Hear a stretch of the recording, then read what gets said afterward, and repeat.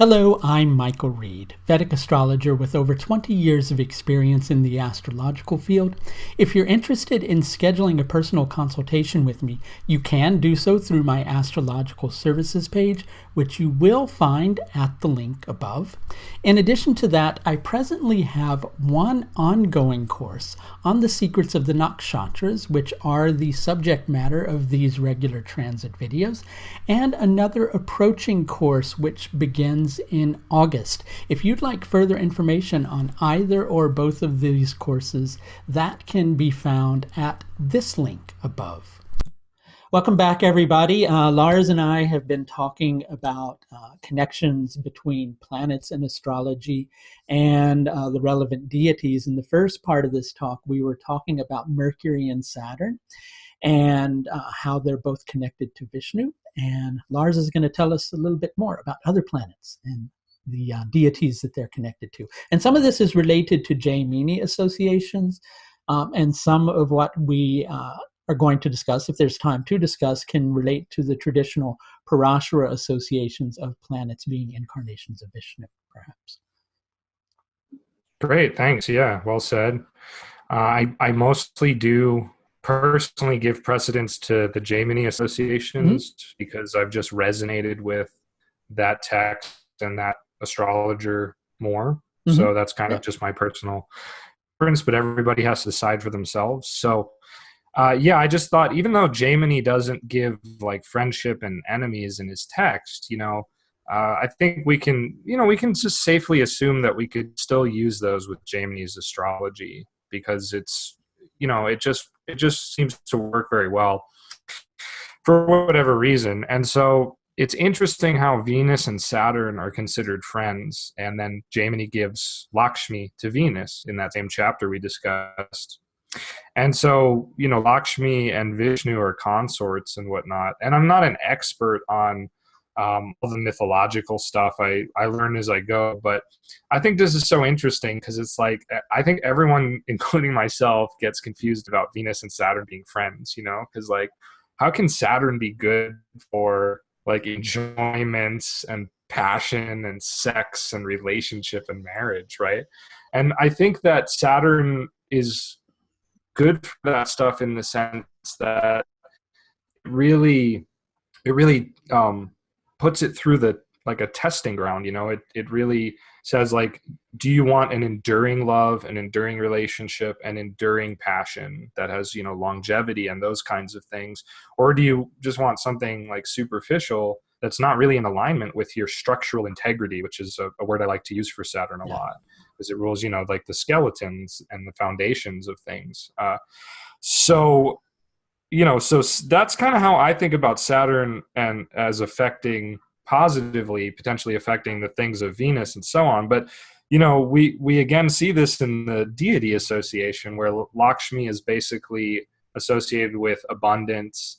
And, Sri Aurobindo talks about Lakshmi as the aspect of the Divine Mother that's the most easy for us to relate to. Like it's sort of the most nurturing, most personal form of the Divine Mother. So in contrast to Vishnu and Saturn, which are very impersonal, right? Can be very cold and all embracing. Venus is like very Lakshmi. Venus comes to comfort you in your time of need if you're open to it and whatnot. So I just thought that was really cool. And I don't have too much more to say on that. Did you want to say something? Well, a thought aside from deities, but in terms of how Saturn and Venus are connected, if you take the creative aspect of Venus and you understand that Saturn really represents that resistance through which the process of what I like to call crystallization can take place. Because if you don't have that resistance to a force or a creative force even, then nothing can really fructify. So you have to have that that resistance, or that for every force there must be an opposition that gives it form, really. And Right. look at that, speaking on a certain level, even with how humans, come into being. There has to be a force meeting a form, or something that is considered a yang connecting to a yin. Without that, you can't have anything coming into form in creation. So Saturn can give that resistance through which the fructification um, process that's related to Venus can come into being. In addition to that, any enjoyment that we're going to have of anything in life, I think we have to not go so over the top with our passions, or with our interest to something. We can enjoy, like you were saying, we can enjoy something for longer if we enjoy it with moderation, rather than allowing it to be something that controls us. So I think the detachment of Saturn really helps in that particular capacity. Yeah, that was really well said. Cool. Yeah, so and it's also kind of that whole story of like the rod and the staff. I mean, typically Jupiter is more associated with the staff, but we can still see it in that Lakshmi, Vishnu, Saturn, Venus kind of way. Saturn Mm-hmm. gives you the rod, Venus giving you the staff, and so on. Although Mm-hmm. I think Venus will give you a staff with flowers on it. Exactly. Right. Yeah, Jupiter will give you a staff with like some holy book on it or something like that. Like, here, Mm-hmm. read up, you're off, like, read up on this. um yeah, so then it's interesting, because then basically, so we have kind of this dyad between Saturn, Venus, and then we can include Mercury in there, and of course Mercury and Venus are also friends, right? So we can get into that symbolism a little bit, in all of it. But I just wanted to mention the other ones real quick too. Is like, we have Shiva as the sun and Gauri as the moon. Gauri, or Parvati, right? And so that's like a cosmic love story of epic proportions, and so on and so forth.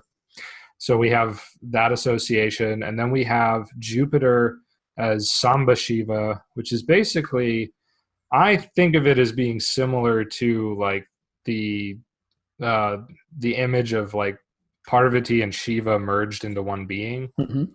Though I don't know for sure if that's accurate, but it's like Shiva accompanied by the Divine Mother, so kind of makes sense, right? So Jupiter kind of being like the best of both worlds there, kind of interesting. And then Mars is given to Skanda Kartikeya, which is Shiva's son, right? Shiva and Parvati's son, who basically like retakes heaven, and is kind of interesting mythological story there, where he, even though he's his father Shiva and stuff, he's not, if I remember correctly, he's not raised by Shiva, and I don't even think he's raised by Parvati. He's kind of an orphan. And just on a side note, I actually did see Mars in the 12th from Swamsha in the chart, where the person, she had adopted two boys, and I felt like that was significant for her spiritual path in life, even though it was, she wasn't into traditional Indian yoga and stuff, but it was like, wow. Yeah, go So ahead. I was going to say, from what I understand, Kartikeya was born from the seed of Shiva. So basically, they took Shiva's seed and they preserved it in Agni, and they put it in a vessel because they had to try to contain it, because there was a demon who was tormenting the gods. And the Right. demon like had been granted this boon that the only way he could be destroyed was by like a seven-day old child, because he thought that would never happen, right? And so the gods had to conspire to find a way to make it happen. And so they convinced Shiva to donate his seed, after which they preserved it in fire. And it's interesting because this mythological story about Kartikeya also ties into the processes of Kritika, which is very interesting too. So if you read the sutra from Tayatiriya Brahmana on Kritika, it all begins to make sense in that particular capacity. But continue with what you were saying about Kartikeya. I just wanted to share what I knew on the Kartikeya story, so to speak. That's great. Yeah, I should go back and read that. I don't think I have read that passage in the Brahmana you mentioned, but yeah, that would be cool to investigate. So yeah, lots of good information here. Um, yeah, so yeah, and then fire is of course naturally Mars and whatnot, and Mars is basically friends with Sun and Moon. and Jupiter, right? So there's kind of that interesting association there. And then he gives, I think I've done all of them but the nodes. Yeah, he gives Rahu as Durga, which is really cool. I love that. Like, I always think of Rahu as Durga now after reading that. And then Ketu he gives to Ganapati. And that is also very interesting because he also says that Ketu associating with any of these planets in the 12th from Swamsha makes it that much more intense, for moksha and yoga sadhana and all that stuff. So, and as we know, Ganapati is the remover of obstacles, right? He's that aspect of God that removes obstacles and difficulties. And I remember Ernst Wilhelm saying that, elephants have this like profound capacity to hear things. Like they hear like these really subtle frequencies, and of course they have giant ears, so those aren't just for looks. And so that's why I guess like the Om and Ganapati and elephants are all kind of associated with one another. And it makes sense for Ketu because I forget where, but I've also seen Ketu associated with like sound and mantras and whatnot. And so if you think of the primordial sound, the Om, and this is also, I'm getting a little off topic, but this is where, That's okay. Yeah, this is where we can also go a step further and we can relate all of these deities that Jaimini gives to like different chakras, different types of yoga sadhana, not just the deities themselves, Ketu can deal like really heavily with things like mantra, but also things like Advaita Vedanta or Dzogchen in the Buddhist tradition and whatnot, like very, very non-dual paths that like reject most forms of organized religion of any capacity and whatnot. And for like a really good text to read to get an idea of this, I recommend the Avaduta Gita by Sri Dattatreya, and also the there's another little Gita, Ashtavakra Gita as well. These are like radically non-dual, like very Ketu to me, so we can kind of do that for all the planets. I actually wrote it down once. I came up with like a scheme, and I can't remember everything I came up with, but like the moon, I think I said referred to like Tantra. And if you really think about, like the quintessential Tantra that comes to mind, because there are lots of different things that are called Tantra, especially in Tibetan Buddhism, it gets a little out there, but like just the basic Tantra of, really engaging with experience and the senses and the sensuality of things, and like really engaging with one's desires, because the moon is like the appetites and the desires on a generic level, unlike Venus, who's like specific desires. Moon is like, I need these comforts to feel safe. Venus is like, I specifically want chocolate chip ice cream with mint. Like that's specifically what I'd like. But Moon is just like happy to get like nourishment and maybe any ice cream. Venus wants that specific like. The moon has a creeping form, so the moon will just go, I'll fulfill my needs in any way I can, really. Yeah, there you go. That's a great metaphor. Yeah. So anyway, but if we looked at the story of Gauri, trying to court Shiva, like there is a part of the story where she basically like the god said send Kamadeva to like help her kind of like distract Shiva from his meditation, and they're like, Kama's like, hey, look at how beautiful this lady is, like, don't you want to like get with her and that kind of a thing. And it's really funny because it results in Shiva obliterating Kama. He just completely obliterates him, and then he's reborn later. But yeah, there's this aspect where Parvati tries to court him that way, and then after that doesn't work, she basically courts him with intense bhakti and like yoga sadhana, but she still stops every day during her sadhana to like water trees and feed deer. So she's still remaining connected. And of course, the moon is very much our connection. It's our major connection to the world of forms. It's 27, 28, 30, whatever phases are like the changing tides of existence, the changing states of the mind, the seeming multiplicity, right? But in reality, like the circle we artificially divide the circle into rashis and nakshatras and whatever, but it is one continuous thing. Exactly. Yes. Like the sun. So anyway, yeah, it's kind of interesting to think you can extrapolate like these different forms of yoga sadhana from the deities Jaimini gives, and just like the simple logic of what these things refer to, and I'll just just to give one more as well, we could say that the sun refers to what can be called Raja Yoga, which is really the yoga of pure will.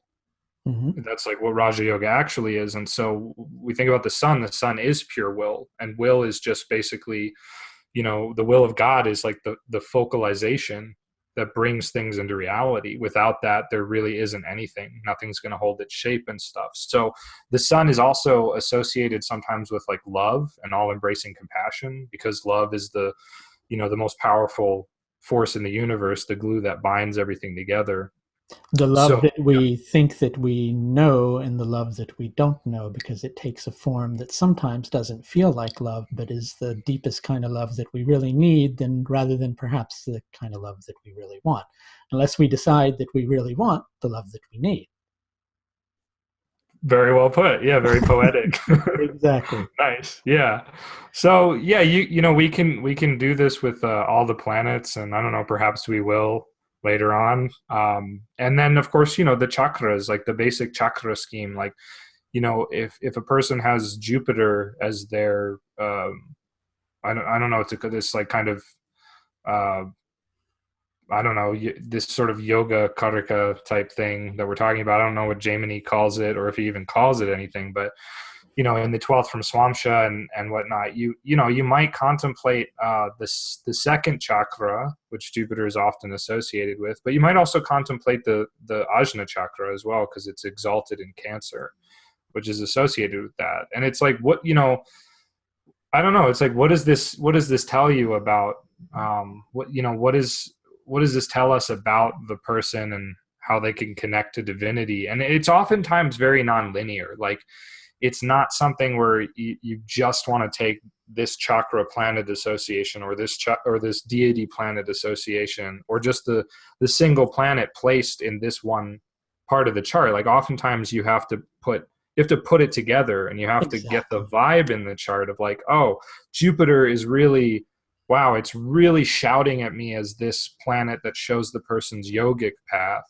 Right. And it's really shouting at me as like this form of yogic path. Right.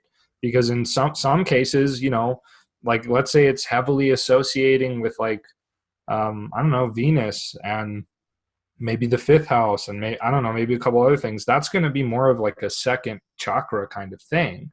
But if it's more heavily associating with like, the watery rashis, especially Cancer, and it's more, I don't know, dealing maybe with like Mercury or whatever, that's going to be like the more like intellectual side of Jupiter, or like a more jnana yoga side of Jupiter, for example. So it's not one dimensional. And that's, I just always like to say that when I explain these things, because people, and I've done it too. You start to read the classical text and you think, oh, I can just apply this like as a 1-to-1. So definitely. And I think what ends up happening with people, because we want to approach astrology as a science, and with anything that we approach as a science, we want everything to be all nice and black and white and that yes or no. And astrology is not like that. It's like so many different colors and so many different forms. So to try to think of it, on a linear level, or just one single aspect of it, I find that quite often we end up missing the big